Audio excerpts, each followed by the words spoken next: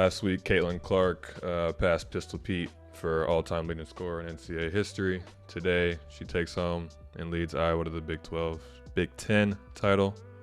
What's your thoughts on Caitlin Clark heading into tournament time? Speaking of the best player, betting on the best player, I'm taking her in every single matchup. They did just win the Big 10 title a couple minutes prior to us recording this. She passed Pete Maravich.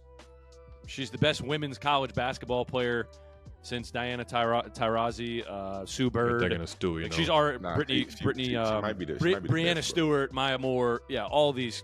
She's up there with all of them, in my opinion. I mean, she's going to get drafted by the Indiana Fever, and she's going to be a problem from day one in the WNBA. But I'm looking forward to her last go around in this year's March Madness tournament for sure. Yeah, I'm looking forward to it too. I mean, I would say that she's probably the greatest women's college basketball player ever, and not just from a standpoint of what she's produced, but if you look at the amount of eyeballs, the amount of attention that she has brought towards the women's game, she's honestly kind of like in the same realm as Steph Curry. She's like changing the game in a sense.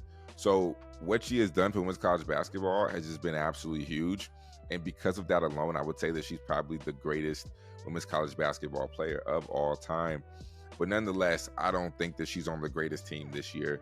I think that she can make it to the Final Four, but this South Carolina team, Noah, is dangerous. Dawn Staley has those girls rolling. I think it'd be really tough for Caitlin Clark, as great as she is. I think it'd be really tough for her to be able to knock off this South Carolina team. Yeah, I think that's fair. It'll be hard.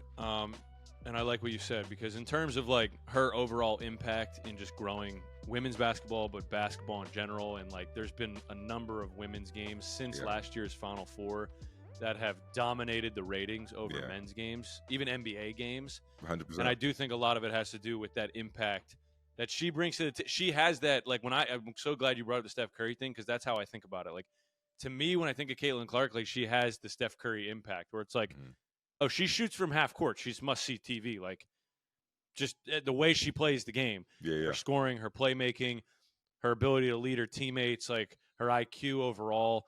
And the fact that, like, she could put a team on her back and, take you to the national championship game like she did last year. So, one of one, for sure, generational type of talent. But definitely in my, like what you said, she's like the Steph Curry of the women's game, the way she's transformed like how women's basketball is looked at too, because it's like it ain't just men that can pull up from 45. Like, facts, women can do it too. So hey, talk your talk, Noah. Go ahead and talk it. Here we go.